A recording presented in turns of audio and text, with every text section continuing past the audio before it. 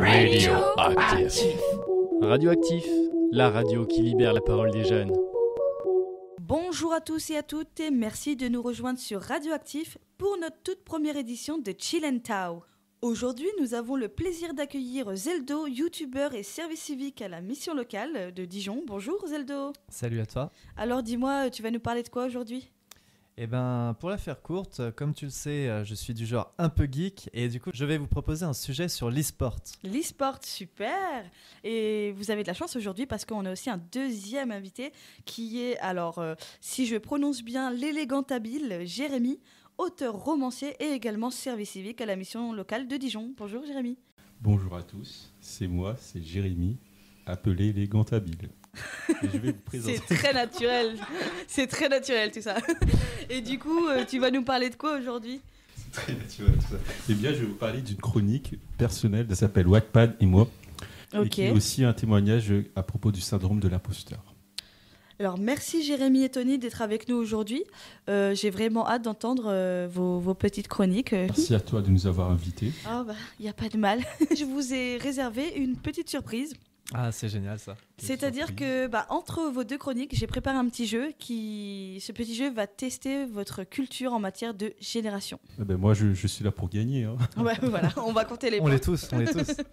Vous êtes sur Radioactif, restez avec nous. La première émission de Chill and Tao, c'est maintenant. Jingle. Chill and Tao.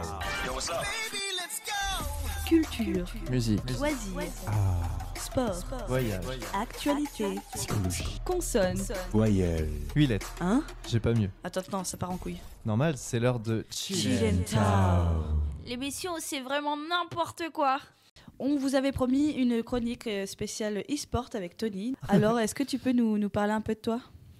Eh ben, écoutez, du coup, je suis service civique à la mission locale de Dijon. Et je suis un gros passionné des médias. D'ailleurs, j'ai cette petite chaîne YouTube, comme tu en as parlé.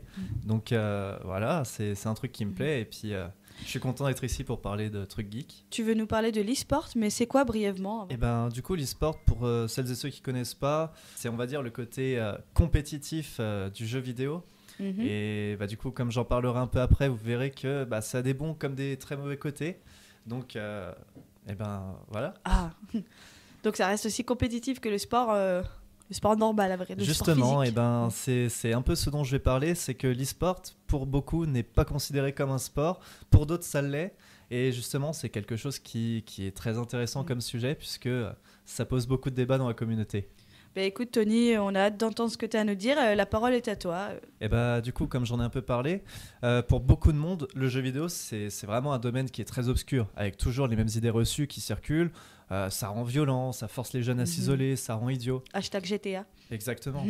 Alors, on a de cesse de vraiment de permettre aux joueurs, mais aussi aux professionnels de défendre ce nouvel art, ce nouveau divertissement de plus en plus populaire. Et pourtant, aujourd'hui, ce qu'on va vraiment mettre en avant, c'est... ça prend de plus en plus de place dans la société, à savoir cette question de l'e-sport. Et la question la plus évidente, bien sûr, c'est qu'est-ce que c'est ? Donc, je l'ai dit un peu brièvement tout à l'heure.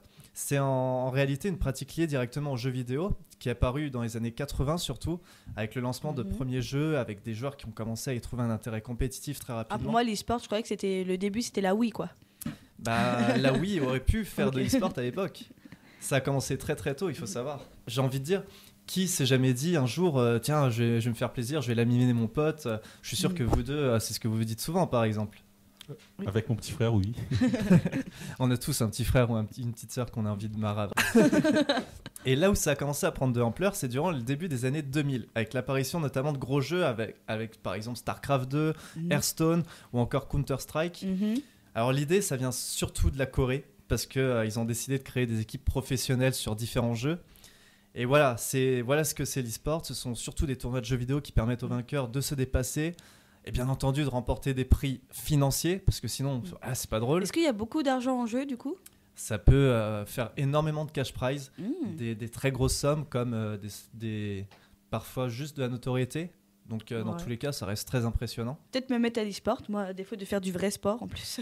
Il suffit de voir par exemple sur YouTube des gens comme Gotaga qui ont des millions de personnes qui le suivent alors qu'il passe sa journée à jouer. Ouais, donc c'est très impressionnant. Et la question du coup qu'on peut se poser, c'est est-ce que l'e-sport, comme du coup on le dit dans le nom, est-ce que ce serait un sport ? Et bah pour la plupart, Bonne question. Et bah voilà, pour la plupart, il y a une idée générale qui se dégage, c'est que non, l'e-sport, non, c'est un divertissement, c'est un hobby, rien de plus, qui nécessite en plus aucun déplacement, on est affalé dans notre fauteuil et tout ça. Pourtant, j'ai envie de vous dire, il y a plusieurs affirmations qui prouveraient le contraire, et je vais vous y répondre même par des interrogations. Est-ce que vous avez déjà couru en faisant une partie d'échecs ? Bien sûr que non. Et pourtant, on dit des professionnels de cette pratique qu'ils effectuent un sport cérébral. Et puis non, mais sincèrement, est-ce que vous savez combien de temps il faut passer sur un jeu à répéter des successions de manips ou même améliorer chacun de ses réflexes afin d'essayer de surpasser les plus forts de la discipline ? Non, en vrai, c'est vraiment un entraînement inlassable, aussi bien physique que mental.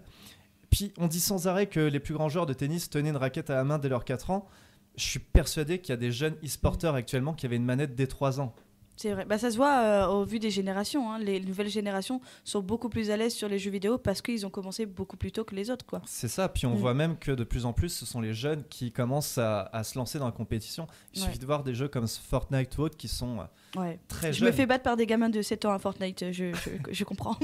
D'ailleurs, petite question, est-il normal de voir aussi peu de personnes âgées dans le monde de l'e-sport ? Alors normal, oui et non, parce qu'en soi, c'est un monde très ouvert. Tout le monde pourrait y avoir accès.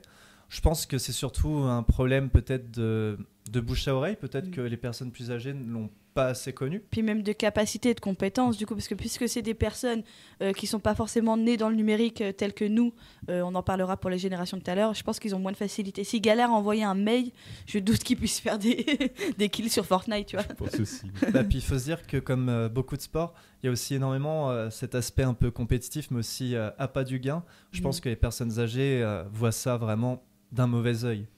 Ouais. La jeunesse violente, abreuvée d'images et de sang. mais il faut quand même rappeler que malgré tout, c'est quelque chose au-delà du côté compétitif, c'est aussi quelque chose qui rassemble beaucoup. Il suffit de voir, on peut voir des fois des salles entières, voire peut-être même des immeubles entiers remplis juste pour venir voir des joueurs s'affronter sur des jeux vidéo. Moi, je pense que c'est quelque chose en tout cas qui va beaucoup marcher à l'avenir. Donc, je pense qu'il faut y rester attentif. Et je pense aussi qu'au niveau... j'ai cru voir qu'il y avait des œuvres caritatives, des personnages qui jouaient, qui streamaient en direct pour débloquer des fonds pour des assos, non ? Ouais, par exemple, il y a le The Event qui regroupe une cinquantaine à peu près de streamers par année. Et du coup, ça, c'est de l'e-sport. C'est du e-sport. Alors, c'est pas exactement de l'e-sport, c'est plutôt axé sur le streaming. Mais de temps en temps, entre eux, oui, ils affichent une sorte de compétition, que ce soit au niveau des gains ou au niveau des victoires de jeu, pour aider la communauté et pour aider l'aspect caritatif. Est-ce que tu penses que les sportifs, comme on l'entend aujourd'hui, donc ceux qui font du sport physique, dehors, courir, etc., ont des tendances à ne pas reconnaître le e-sport comme du sport, du coup, et à l'appeler plus sous un terme de loisir ou de hobby, peut-être ? Je pense évidemment que oui, beaucoup de sportifs doivent avoir ça d'un côté un peu... c'est du foutage de gueule, c'est pas comme ce que nous on fait.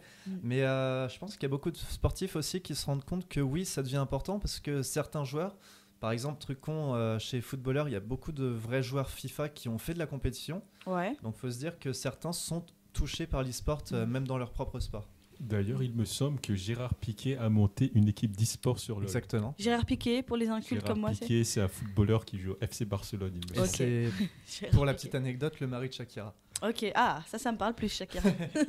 Ok, donc on peut dire que c'est quelque chose qui est en train un peu de se démocratiser finalement. Exactement, et puis ça se démocratise même plus que ça, parce que grâce aux plateformes Twitch et autres, ça devient tellement connu, voire limite un sujet du quotidien, que c'est sûr que tout le monde connaît. De toute façon, avec le métaverse qui nous attend, je peux vous dire que le e-sport, ça sera bientôt que le seul sport. C'est même peut-être sûr.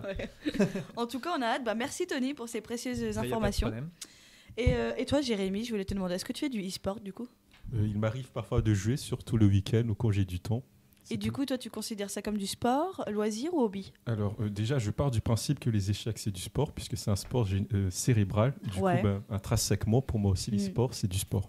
Des fois, après 2-3 heures d'échecs, on est aussi cramé que... Ah oui, surtout, je ne sais pas si tu regardes, mais il y a les parties d'échecs en ligne qui durent 3, 4, 5 heures. Bon, je ne regarde jamais entier, je ne te cache pas. Puis comme on a pu le voir sur la série Netflix, Le Jeu de la Dame, ça a l'air d'être vraiment un entraînement très intense quand même, les échecs. Exactement. Eh bien super, merci pour vos avis les garçons. C'était très intéressant pour moi qui fais beaucoup de sport et de e-sport. C'était la chronique de Zeldo sur Chillentao. Merci beaucoup. Chillentown. Culture, Musique. loisirs, sport, Voyage. actualité, Psychologie. consonne. Voyelle. 8 lettres. Hein? J'ai pas mieux. Attends, ça part en couille. Normal, c'est l'heure de Chillentown. L'émission, c'est vraiment n'importe quoi.